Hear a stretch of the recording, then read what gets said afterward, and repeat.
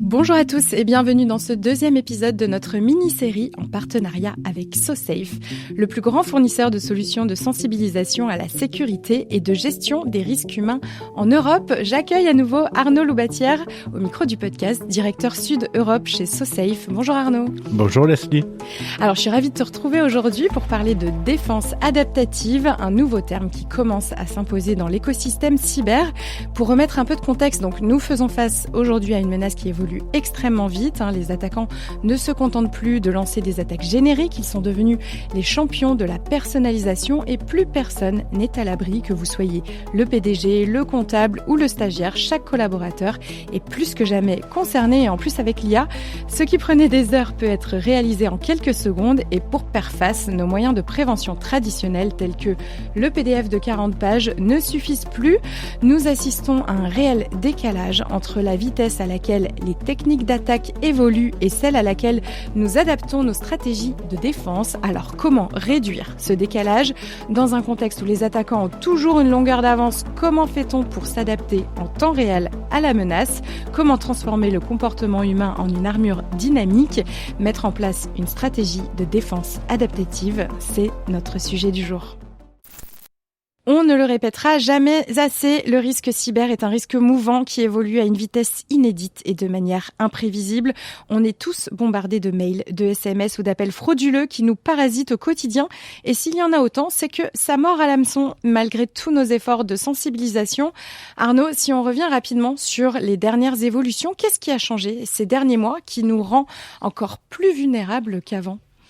C'est la vitesse des attaques. Aujourd'hui, en fait, un cyberattaquant, il est capable de créer une attaque en quelques minutes, voire quelques heures. Et ce qui en ressort, c'est pas uniquement que l'attaque va pouvoir toucher un certain nombre de personnes, c'est qu'en fait, elle va être très personnalisée. On parle d'hyper-personnalisation aujourd'hui.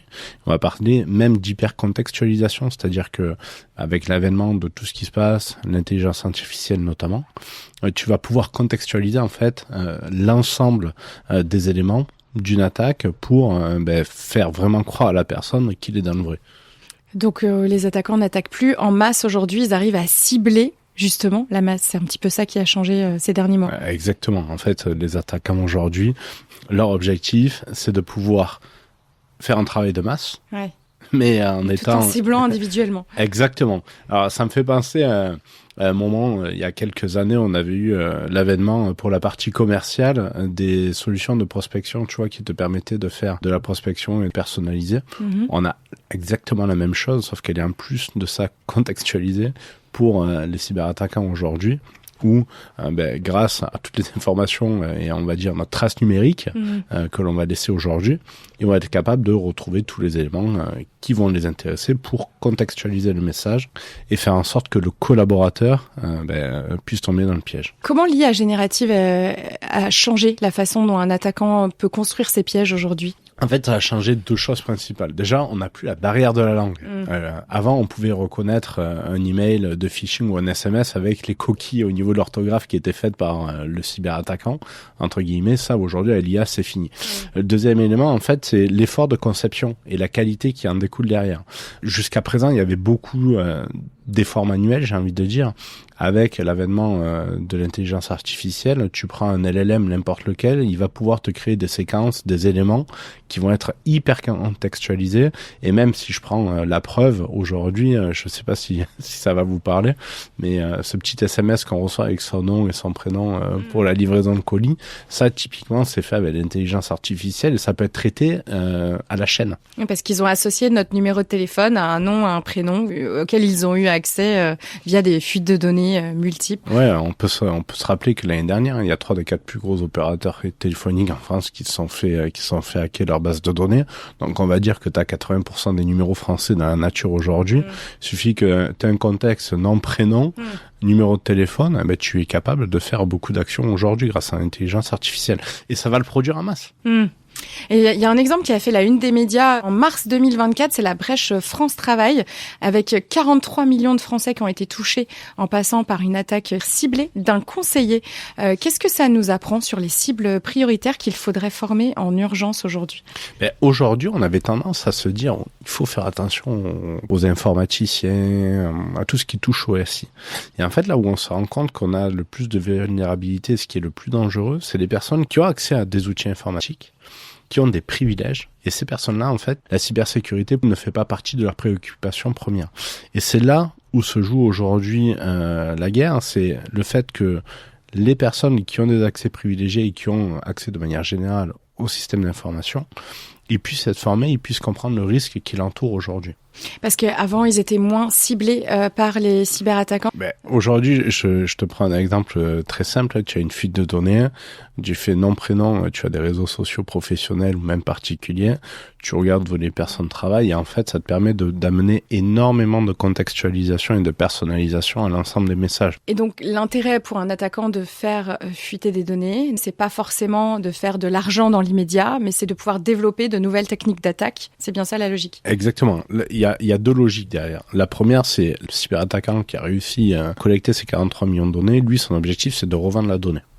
Et derrière, tu vas avoir d'autres personnes qui vont acheter cette donnée et eux, ça va être de pouvoir entraîner et de pouvoir s'approprier la donnée pour pouvoir la contextualiser au maximum et faire d'autres types d'attaques. De combien de temps a besoin un cyberattaquant pour développer ces nouvelles techniques d'attaque derrière ? Jusqu'à présent, on parlait en semaines. Aujourd'hui, on est capable de parler en heures. Ah oui, carrément. Ouais, ça change vraiment la donne. Pourquoi ? Parce que à partir du moment où une personne maîtrise les outils d'IA aujourd'hui, elle est capable d'abattre un travail qui est énorme et de pouvoir générer une attaque en quelques heures, voire quelques minutes. Ça va très vite. On constate qu'il y a un trou noir entre l'apparition d'une nouvelle menace et le moment où les utilisateurs sont formés pour y faire face. Pourquoi est-ce si dangereux pour les entreprises qu'il y ait un tel décalage ? Parce que aujourd'hui, pour une entreprise, c'est problématique de pouvoir entraîner ses collaborateurs sur quelque chose qui peut arriver dans la minute. Je te donne un exemple très concret. Tu as une entreprise qui a une fuite de données sur son registre du personnel. Si un cyberattaquant est capable de créer un message personnalisé en fonction du rôle, du nom, du prénom, de l'adresse email, derrière, c'est très difficile pour une entreprise de pouvoir réagir dans la minute. Si tu veux faire une formation, tu vas en avoir pour plusieurs semaines, voire plusieurs mois. Ça devient très compliqué aujourd'hui pour une entreprise de s'adapter à la vitesse réelle. Donc, nous, ce qu'on a mis en place aujourd'hui, c'est ce qu'on appelle un système de défense adaptatif. L'objectif, c'est de pouvoir permettre à une entreprise de s'adapter aux menaces qu'elle a en temps réel. J'aimerais qu'on revienne sur un exemple parfait de phishing ultra contextuel avec les Jeux Olympiques. Est-ce que tu peux nous raconter ce qui s'est passé et en quoi cet exemple illustre la nécessité de réagir vite ? Alors, c'était un exemple parfait. Pourquoi ? Parce qu'il a touché un grand nombre de personnes. Premièrement, des organisateurs, mais également des personnes qui souhaitaient participer à cette manifestation. Et en fait, ce qu'on a vu, c'est que pour un cyberattaquant, c'était un terrain de jeu parfait. Pourquoi ? Parce que tu avais tout l'aspect de la psychologie humaine qui rentrait dans le jeu. Tout le monde en France voulait participer et tout le monde voulait aller voir quelque chose aux Jeux Olympiques. Typiquement, ils ont utilisé l'envie, la contrainte, tous ces éléments-là pour faire en sorte de créer des campagnes très bien faites, très contextualisées, qui ont eu un impact sur beaucoup de personnes qui pensaient pouvoir aller voir un événement et finalement n'ont pas pu y assister. Est-ce qu'on assiste aux mêmes techniques d'attaque pour d'autres grands événements ? Par exemple, je pense au concert de Céline Dion. Sujet d'actualité. Énorme sujet d'actualité. Alors, l'avantage qu'on a eu avec le concert de Céline Dion, c'est que, si je dis pas de bêtises, on sait qu'il y a plus de vente en place. Il y a eu beaucoup de communication réalisée à ce sujet, de prévention, dès le début, dès l'annonce. Exactement, je crois que l'ensemble des places a été vendu en 48 heures, même pas, 24 heures. Mais est-ce que ça empêche certaines personnes de se faire avoir ? Est-ce qu'il y a quand même des attaques Non, là, il va y en avoir, c'est sûr, sur la fausse revente de billets, etc. On le sait, donc faites attention, surtout si jamais vous souhaitez aller voir Céline Dion. On n'achète pas les places sur le bon coin. Exactement, on vérifie avant. Alors, qu'est-ce que vous proposez, vous, du coup, chez SoSafe, pour transformer une vague d'attaques réelles en simulation sécurisée quasi instantanément ? Chez SoSafe, nous, on a développé ce qu'on appelle la défense adaptative. Donc ça va tourner autour de 3 piliers. Le premier, ça va être le contexte. Quel est son environnement, quelles vont être ses passions, quels vont être les outils auxquels il a accès, quelles vont être ses heures de travail, etc. Donc on va utiliser ce genre d'informations pour s'adapter aux personnes. Quels sont leurs rôles, quels sont, d'un point de vue psychologique, quels vont être les vecteurs sur lesquels il va être le plus à risque. Tout individu est différent. La pression, la crainte, la peur, on va pouvoir mesurer ça. Et le dernier pilier, ça va être les menaces. Et c'est lui le plus important, c'est de faire en sorte que par rapport au contexte du collaborateur et à qui il est, comment on va faire pour s'adapter aux menaces et l'entraîner sur les menaces sur lesquelles il peut subir. Je donne un exemple très concret. Une personne des équipes des ressources humaines qui est stagiaire ne va pas avoir les mêmes menaces qu'une personne de l'équipe finance qui va avoir accès à des virements bancaires. Ouais, on n'est pas exposés tous de la même manière en fait à la menace cyber. En tant que collaborateur, on n'a pas la même aversion au risque, mais surtout, on n'a pas la même proportion d'attaque. Ce que je veux dire par là, c'est que un collaborateur de l'équipe finance ne va pas subir les mêmes attaques qu'un collaborateur de l'équipe RH ou un membre de la direction. Il reste quand même quelques limites aujourd'hui. Je vais prendre l'exemple d'un deepfake. On est capable de produire des deepfakes aujourd'hui, conversationnels, etc. Ça va être plutôt réservé aux membres de la direction, sur des attaques qui soient très très personnalisées, avec énormément de contextualisation. Par contre, si on prend moi ce que j'appelle les premières et les deuxièmes lignes de travailleurs, celle-là, un cyberattaquant aujourd'hui, il va être capable de savoir quels vont être les outils et donc pouvoir les cibler directement avec un environnement de travail qui soit pertinent pour le collaborateur et une attaque du coup qui puisse vraiment le prendre au piège. Donc votre plateforme, elle permet de tenir compte des profils de risques différents. Et il y a Sophie, votre cybercoach qui est alimentée par l'IA. Est-ce que tu peux nous donner un exemple de ce que ça change au quotidien d'avoir accès à un tel outil ? Justement, jusqu'à présent, en fait, on s'est rendu compte qu'on avait beaucoup de formations qui étaient données. Et en fait, on avait énormément d'éléments qui étaient descendants. C'est-à-dire, je vais faire toujours le parallèle avec le sport.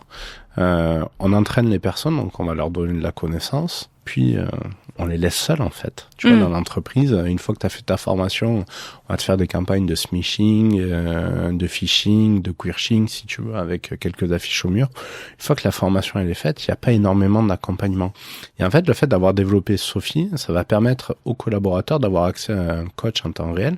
Ce coach-là, il va pouvoir te donner les bonnes pratiques dans telle ou telle situation. Je te donne un exemple très concret. J'ai perdu mon téléphone ou je me suis fait voler mon téléphone. Qu'est-ce qu'il faut que je fasse ? Le coach va te donner exactement la marche à suivre en fonction de la politique d'un collaborateur. Ou, si on revient, je viens de recevoir cet email, il me paraît suspicieux. Quelles sont les informations que je dois vérifier ? Ouais. Il va te dire vérifie le sender, contacte potentiellement directement la personne, ce genre d'éléments-là, et ça va aider la personne à prendre la bonne décision à l'instant T. On voit aujourd'hui une tendance qui émerge et qui a émergé avec l'IA sur la partie apprentissage. C'est jusqu'à aujourd'hui, les gens prenaient du temps en fait pour se former et on est en train de basculer sur quelque chose que les Anglais appellent le learning in a flow of work. C'est-à-dire, je prends plus de temps pour moi pour apprendre, j'apprends sur mon temps de travail. Et c'est l'IA qui a permis de faire ça. Je te donne un exemple très concret. Tu effectues une tâche, peu importe quelle tâche. Si tu as un outil d'IA génératif qui est approuvé par ton entreprise, tu as une question, tu l'utilises en temps réel pour avoir la réponse. Et ça, en fait, c'est de l'apprentissage dans le flow de travail. Et Sophie permet ça, c'est-à-dire j'ai un doute pendant mon flow, je vais pas aller chercher une formation, je vais pas aller lire une politique de sécurité, je vais pouvoir consulter directement et avoir la réponse qui vient à moi. Et puis on n'est pas obligé de passer par l'équipe de cybersécurité, donc voilà, ça permet d'avoir les bonnes réponses assez rapidement. Ça permet d'avoir les bonnes réponses, ça permet aux collaborateurs également de pas se sentir coupable de poser la question, parce que des fois ils ont peur, tu vois, de te faire prendre pour un débile ou quoi que ce soit, ce qui n'est pas le cas. Oui, ou de déranger, d'avoir peur de déranger quelqu'un pour rien. Oui. Surtout qu'on sait que les équipes cyber aujourd'hui, elles ont beaucoup de travail et derrière, en fait, ça va permettre aux équipes cyber aussi de se focuser là où il y a vraiment des risques. Et en fait, on arrive à prouver des ROI très facilement grâce à des outils comme ça, parce que ça va pouvoir proposer ce que nous on appelle du niveau 0 de réponse, des réponses qui sont très classiques et qui correspondent à une politique ou à une charte. Mais derrière, par contre, à partir du moment où l'IA détecte un risque, elle va rentrer directement en contact avec les équipes cyber justement pour accompagner le collaborateur. Alors, un autre exemple d'hypercontextualisation, c'est la fraude à la mutuelle ou au congé. Et ça fonctionne précisément parce que le contexte endort la vigilance et réveille un sentiment d'urgence chez l'utilisateur. Comment est-ce que la défense adaptative peut contrer ce type d'attaque ? La défense adaptative, elle peut aider sur ces scénarios parce que ça va leur parler, ça va être familier pour eux. Donc je donne l'exemple, on peut très bien contextualiser une personne qui part en congé, ou alors tu as un changement de mutuelle dans l'entreprise, tu vas faire une campagne de phishing, ça va pouvoir tester la résilience de tes collaborateurs dessus. Après, il faut faire attention, l'objectif de la défense adaptative, c'est pas de submerger le collaborateur d'emails, de formation ou d'éléments comme ça, c'est vraiment de pouvoir l'aider à se contextualiser à des instants T. Alors pourquoi justement les collaborateurs ils peuvent percevoir la sécurité comme une contrainte plutôt qu'une aide ? Parce que la sécurité, en fait, dans une offre d'emploi aujourd'hui, pour n'importe quel poste dans une entreprise, ça m'étonnerait que tu vois être formé à la cybersécurité dans le descriptif d'une offre. On te demande, toi, en tant que collaborateur, de faire ton métier. Et en plus, on te demande d'être sûr au niveau de la cybersécurité. Et en plus, on va te demander d'être correct par rapport à la politique interne d'une entreprise. Et en plus, on va te demander Donc, il y a beaucoup de choses. Ça fait pas partie de leur quotidien. La meilleure manière, en fait, de faire le lien, et ce que nous, on arrive à voir aujourd'hui, c'est qu'à partir du moment où tu fais le lien entre le perso et le pro, tu arrives à capter l'attention. Pourquoi ? Parce que tout ce qui va être sensibilisation à la cybersécurité, on n'est pas uniquement sur le domaine professionnel. On est également sur le domaine personnel. Une extorsion, que tu aies un faux virement, une fausse facture à réceptionner d'un point de vue perso, ta banque qui t'envoie un faux email et que tu fais un virement de 500 €, ça t'impacte aussi. Donc, arriver à faire ce lien entre le pro et le perso, c'est la clé, à mon avis, pour arriver à engager les collaborateurs. La CNIL avait dû aussi alerter parce que les salariés utilisaient ChatGPT public pour traiter les données confidentielles, faute d'outils adaptés, ou c'est parce que ceux qui étaient en place étaient trop contraignants pour les collaborateurs. Est-ce que on atteint là les limites de la sensibilisation ? On atteint la limite à partir du moment où on ne guide pas le collaborateur. Et en fait, ce qu'il attend, le collaborateur, c'est d'être guidé. Si tu reprends l'exemple que tu donnais tout à l'heure avec Sophie, il a une question, tu lui demandes quels sont les outils d'IA qui sont, on va dire, validés par mon entreprise. C'est pas OpenAI, c'est Copilot.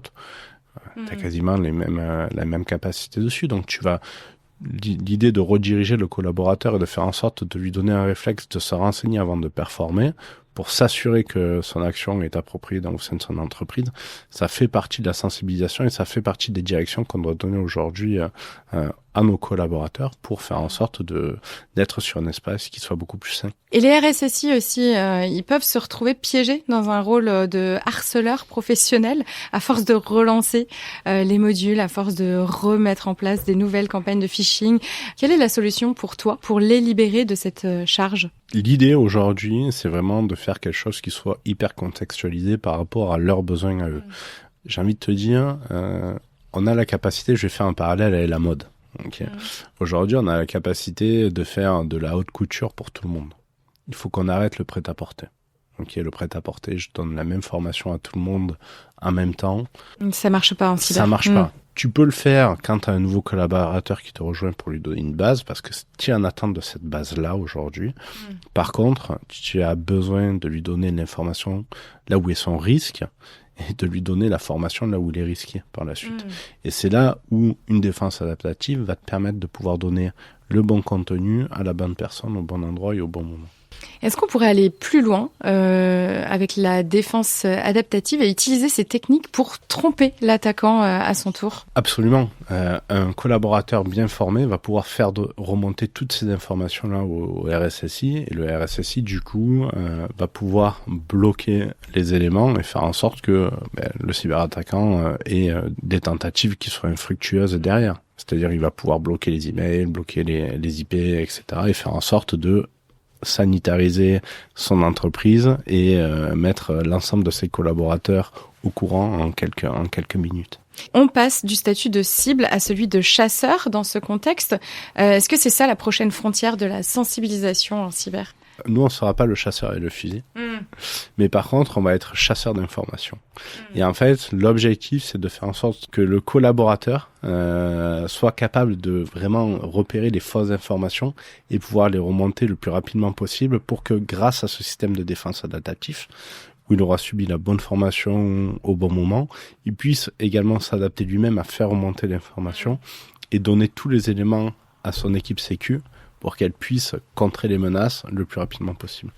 S'il y a un message à retenir de notre épisode, Arnaud, ce serait lequel pour toi ? Aujourd'hui, les collaborateurs, ils ne peuvent plus subir des formations statiques qui se ressemblent toutes. L'objectif, c'est de pouvoir adapter le contenu et le message à chacun d'eux pour faire en sorte qu'ils puissent s'y retrouver, qu'on puisse les entraîner par rapport à leur environnement et faire en sorte de les faire détecter les bons messages pour qu'ils travaillent de pair avec les équipes cybersécuritaires.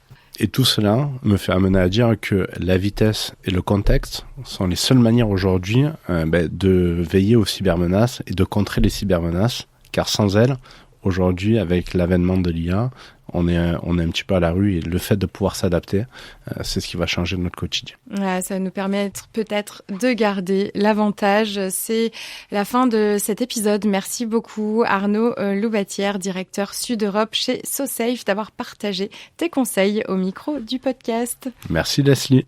Avec plaisir. Je rappelle que les liens vers les solutions de sensibilisation sont indiqués en description de l'épisode. Donc n'hésitez pas à vous y rendre et à contacter SoSafe pour vous faire accompagner dans la mise en place d'une stratégie de défense adaptative pour votre entreprise.